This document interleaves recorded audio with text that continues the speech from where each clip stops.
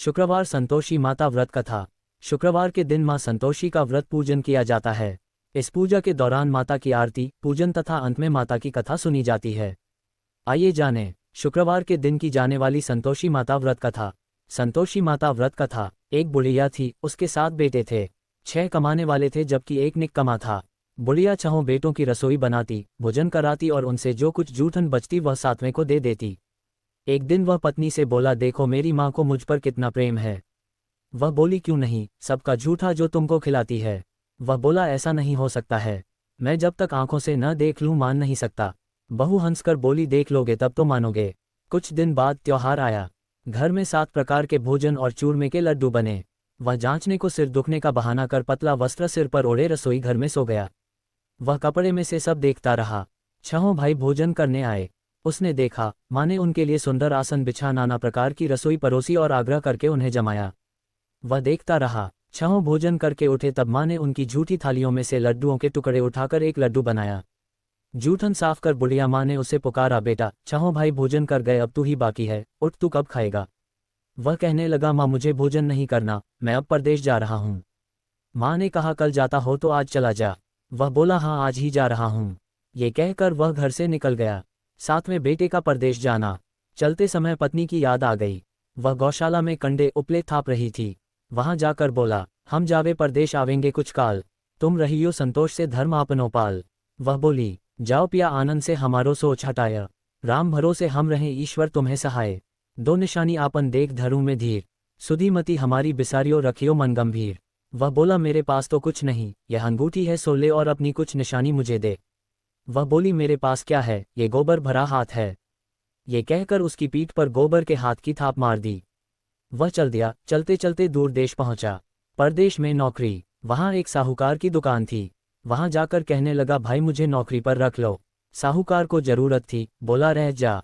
लड़के ने पूछा, तनख्वाह क्या दोगे। साहूकार ने कहा, काम देखकर दाम मिलेंगे। साहूकार की नौकरी मिली। वह सुबह 7 बजे से 10 बजे तक नौकरी बजाने लगा। कुछ दिनों में दुकान का सारा लेन देन, हिसाब किताब, ग्राहकों को माल बेचना सारा काम करने लगा। साहूकार के 7-8 नौकर थे, वे सब चक्कर खाने लगे, ये तो बहुत होशियार बन गया। सेठ ने भी काम देखा और 3 महीने में ही उसे आधे मुनाफे का हिस्सेदार बना लिया। वह कुछ वर्ष में ही नामी सेठ बन गया और मालिक सारा कारोबार उस पर छोड़कर चला गया। पति की अनुपस्थिति में सास का अत्याचार। इधर उसकी पत्नी को सास ससुर दुख देने लगे, सारी गृहस्थी का काम करा के उसे लकड़ी लेने जंगल में भेजते। इस बीच घर के आटे से जो भूसी निकलती उसकी रोटी बनाकर रख दी जाती और फूटे नारियल की नारेली में पानी।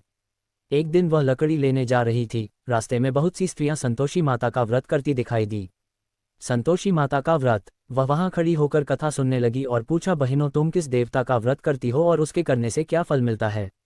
यदि तुम इस व्रत का विधान मुझे समझा कर कहोगे तो मैं तुम्हारा बड़ा आसान मानूंगी। तब उनमें से एक स्त्री बोली, सुनो, ये संतोषी माता का व्रत है। इसके करने से निर्धनता, दरिद्रता का नाश होता है और जो कुछ मन में कामना हो सब संतोषी माता की कृपा से पूरी होती है। तब उसने उससे व्रत की विधि पूछी। संतोषी माता व्रत विधि। वह भक्तिनी स्त्री बोली, 1.25 आने का गुड़ चना लेना, इच्छा हो तो 5.25 आने का लेना या 1.25 रुपये का भी सहूलियत के अनुसार लाना। बिना परेशानी और श्रद्धा व प्रेम से जितना भी बन पड़े सवाया लेना। प्रत्येक शुक्रवार को निराहार रहकर कथा सुनना, इसके बीच क्रम टूटे नहीं, लगातार नियम पालन करना। सुनने वाला कोई न मिले तो घी का दीपक जला उसके आगे या जल के पात्र को सामने रखकर कथा कहना। जब कार्य सिद्ध न हो नियम का पालन करना और कार्य सिद्ध हो जाने पर व्रत का उद्यापन करना। 3 मास में माता फल पूरा करती है। यदि किसी के ग्रह खोटे भी हों तो भी माता वर्ष भर में कार्य सिद्ध करती है। फल सिद्ध होने पर उद्यापन करना चाहिए, बीच में नहीं। उद्यापन में 2.5 सेर आटे का खाजा तथा इसी परिमाण से खीर तथा चने का साग करना। 8 लड़कों को भोजन कराना, जहां तक मिले देवर जेठ भाई बंधु के हों, न मिले तो रिश्तेदारों और पास पड़ोसियों को बुलाना। उन्हें भोजन करा यथाशक्ति दक्षिणा दे माता का नियम पूरा करना। उस दिन घर में खटाई न खाना। ये सुन बुढ़िया के लड़के की बहू चल दी। व्रत का प्रण करना और मां संतोषी का दर्शन देना। रास्ते में लकड़ी के बोझ को बेच दिया और उन पैसों से गुड़ चना ले माता के व्रत की तैयारी कर आगे चली और सामने मंदिर देखकर पूछने लगी, यह मंदिर किसका है। सब कहने लगे, संतोषी माता का मंदिर है। ये सुनकर माता के मंदिर में जाकर चरणों में लौटने लगी। दीन हो विनती करने लगी, माँ मैं निपट अज्ञानी हूँ, व्रत के कुछ भी नियम नहीं जानती, मैं दुखी हूँ। हे माता, जगत जननी मेरा दुख दूर कर, मैं तेरी शरण में हूँ। माता को दया आई। एक शुक्रवार बीता कि दूसरे को उसके पति का पत्र आया और तीसरे शुक्रवार को उसका भेजा हुआ पैसा आ पहुंचा।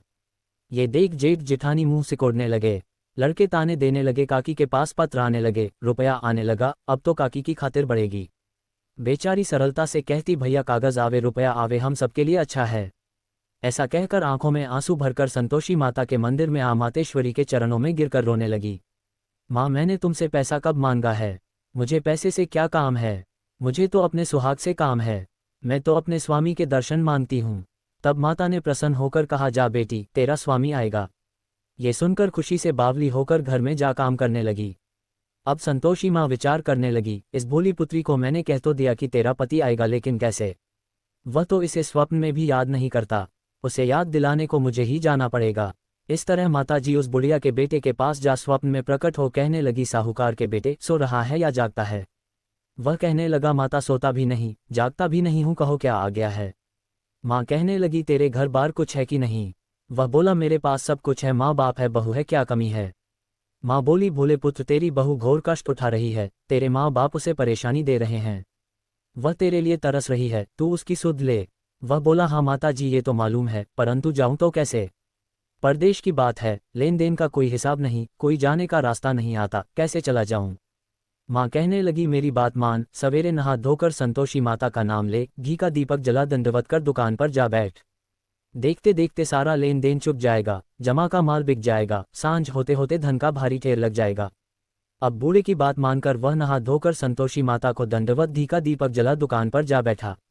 थोड़ी देर में देने वाले रुपया लाने लगे, लेने वाले हिसाब लेने लगे। कोठे में भरे सामान के खरीददार नकद दाम दे सौदा करने लगे। शाम तक धन का भारी ढेर लग गया। मन में माता का नाम ले चमत्कार देख प्रसन्न हो घर ले जाने के वास्ते गहना कपड़ा सामान खरीदने लगा। यहाँ काम से निपट तुरंत घर को रवाना हुआ। उधर उसकी पत्नी जंगल में लकड़ी लेने जाती है, लौटते वक्त माताजी के मंदिर में विश्राम करती। वह तो उसके प्रतिदिन रुकने का जो स्थान ठहरा, धूल उड़ती देख वह माता से पूछती है, हे माता, ये धूल कैसे उड़ रही है? माता कहती है, हे पुत्री, तेरा पति आ रहा है।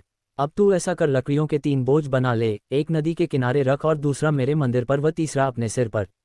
तेरे पति को लकड़ियों का गट्ठर देख मोह पैदा होगा, वह यहाँ रुकेगा, नाश्ता पानी खाकर माँ से मिलने जाएगा। तब तू लकड़ियों का बोझ उठाकर जाना और चौक में गट्ठर डालकर जोर से आवाज लगाना, लो सासू जी, लकड़ियों का गट्ठर लो, भूसी की रोटी दो, नारियल के खेपड़े में पानी दो, आज मेहमान कौन आया है?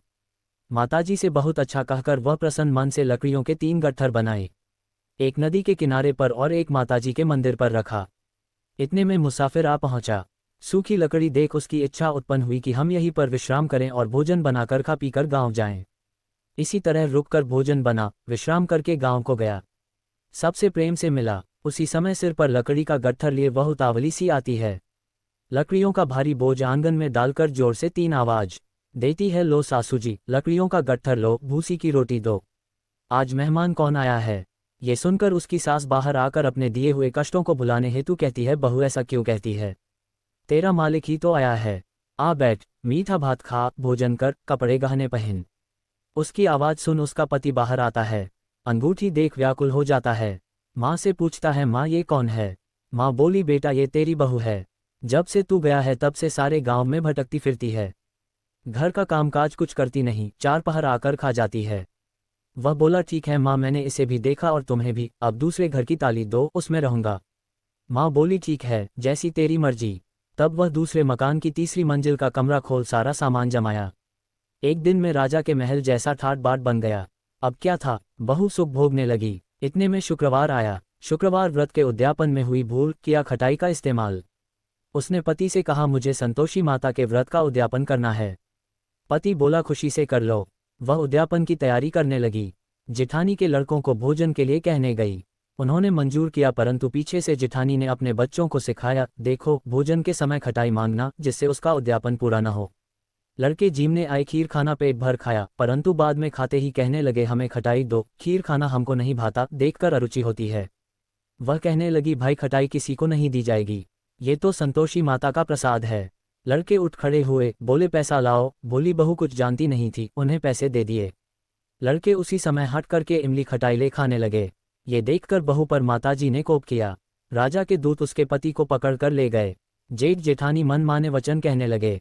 लूट लूट कर धन इकट्ठा कर लाया है, अब सब मालूम पड़ जाएगा जब जेल की मार खाएगा। बहू से यह सहन नहीं हुए, माँ संतोषी से मांगी माफ़ी। रोती हुई माताजी के मंदिर गई, कहने लगी, हे माता, तुमने क्या किया? हंसाकर अब भक्तों को रुलाने लगी। माता बोली, बेटी तूने उद्यापन करके मेरा व्रत भंग किया है।